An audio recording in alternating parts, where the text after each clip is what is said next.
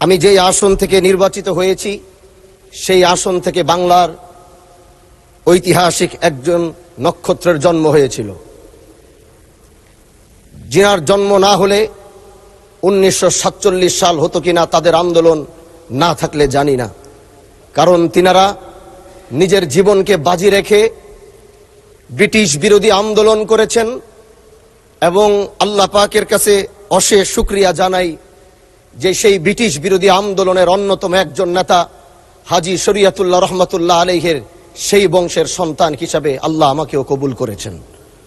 মাননীয় স্পিকার, হাজী শরীয়তুল্লাহর কথা যদি বলতে হয়, তিনি যেভাবে এই দেশকে অন্যায় অবিচার মুক্ত করার জন্যে, এদেশের মানুষ ছিল নির্যাতিত, এদেশের কৃষকরা ছিল নির্যাতিত, এদেশের মুসলমানরা ছিল নির্যাতিত। একদিকে ব্রিটিশ মুসলমানদের উপর অত্যাচার করছিল, আরেক দিক থেকে হিন্দু জমিদাররা তারা মুসলমানদের উপর একচেটিয়া অন্যায় অবিচার স্ট্রিম রোলার চালিয়ে যাচ্ছিল।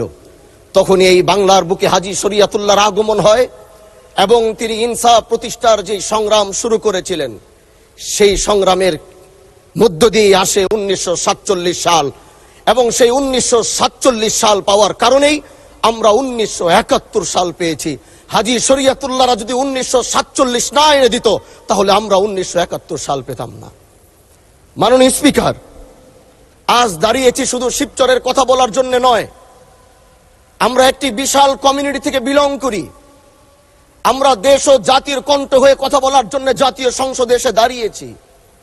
আমাদের সংসদে ওই পাশে যারা রয়েছেন তারা শুধু মনে করেন যে আমরা শুধু তাদের বিরোধিতার জন্য দাঁড়িয়েছি। বিরোধী দল মানে শুধু বিরোধিতা করা নয়, সরকারি দল যদি ভালো কাজ করবে, বিরোধী দলের মঞ্চে দাঁড়িয়েও তাদের প্রশংসা করতে আমরা বিন্দু পরিমাণ দ্বিধা করব না।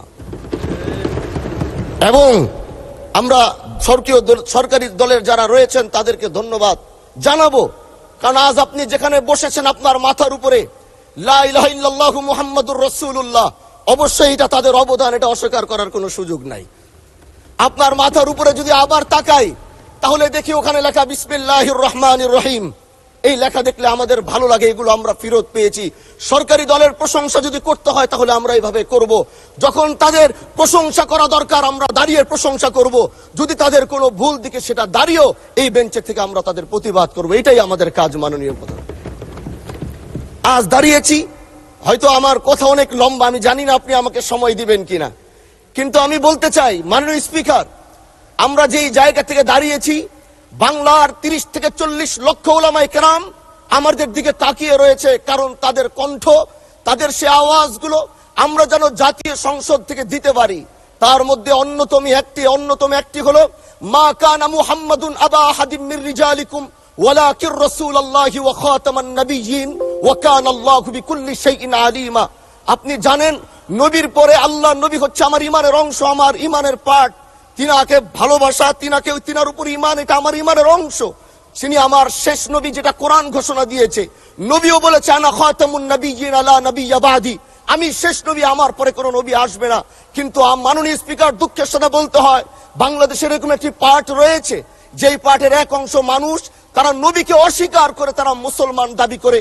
এবং এই বিষয়ে অনেকের ধারণা আছে, তারা জানে এই আন্দোলন করতে গিয়ে অনেক মুসলমানকে রাস্তায় শহীদ হতে হয়েছে, আন্দোলন করতে হয়েছে।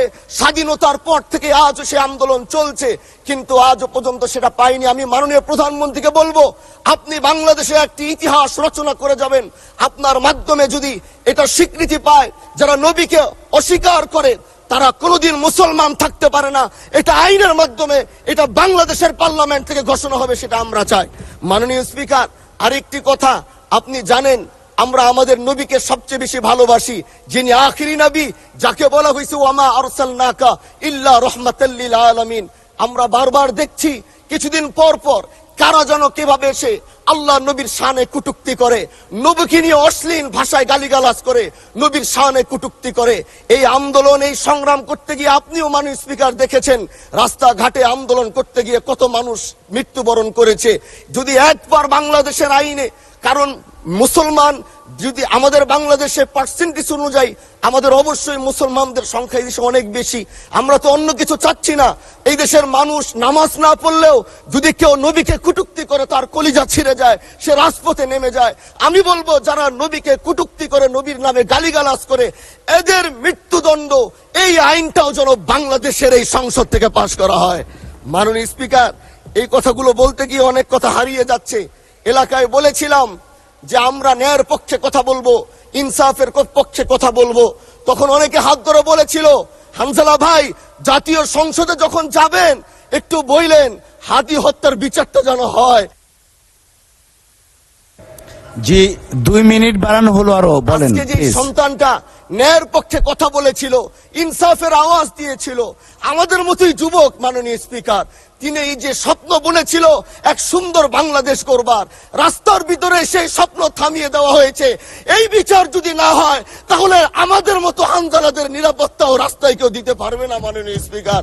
এজন্য আপনার মাধ্যমে আমি বলতে চাই, হাদি হত্যার বিচার যেন সুনিশ্চিত করা হয় মাননীয় স্বরাষ্ট্রমন্ত্রীর মাধ্যমে। মাননীয় স্পিকার, আর একটি কথা, আমি আর বেশি লম্বা দীর্ঘ আলোচনা করব না। আমার এলাকায় মাদক নিয়ে বড় মুশকিলে আছি, প্রশাসনের সেই সহযোগিতা আমি পাচ্ছি না। একদিক থেকে আমি নিজে মাদক বিরোধী সংগ্রামে নিজে রাস্তায় নেমে মাদকের বিরুদ্ধে আমি নিজে অভিযান চালিয়েছি।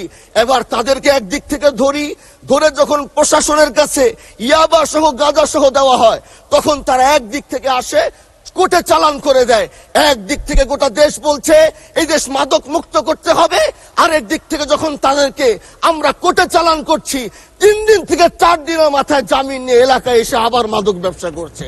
এই জন্য মাননীয় আইনমন্ত্রীকে বলবো, আপনি এই ইয়াবা গাঁজা যেই বড় বড় নেশাগুলো আমাদের দেশে বেশি সচরাচর চলছে, এই বিষয়ে আইনটাকে আরেকটু মজবুত যদি করবেন, তাহলে আমরা মনে করব আমরা এই দেশ আর এই সমাজটাকে আমরা হয়তো আগামীর বাংলাদেশ, আগামীর যারা যুবক, মাননীয় স্পিকার আপনার খারাপ লাগবে, যুবকগুলো গ্রামের তারা ধ্বংস হয়ে যাচ্ছে। আমাদের চোখের সামনে যখন একজন যুবক ধ্বংস হয়ে যায়, এটা অন্যরা মেনে নিতে পারলেও আমাদের পক্ষে মারা বড় কষ্ট হয়ে যায়। আমরা দেশটাকে বাঁচাতে চাই।